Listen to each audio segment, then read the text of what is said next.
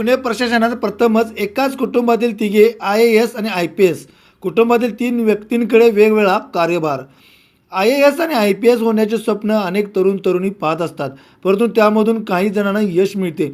परंतु एकाच कुटुंबातून 3 जण IAS आणि IPS होण्याचा प्रकार विरळच आहे. त्यानंतर ते तिघे एकाच जिल्ह्यात येणे दुर्मिळ प्रकार आहे. परंतु आता पुण्यात एकाच कुटुंबातील 3 व्यक्ती पुण्याचा वेगवेगळा कार्यभार सांभाळणार आहे. राज्यातील प्रशासनात झालेल्या बदलानंतर हा प्रकार झाला आहे. पुण्याच्या जिल्हाधिकारीपदी जितेंद्र डुडे आले आहेत. त्यांच्या पत्नी आंचल दलाल IPS असून त्या पुण्यात आहेत. तसेच त्यांचे मेहुणे शेखर सिंह पिंपरी चिंचवड पालिकेचे आयुक्त आहेत.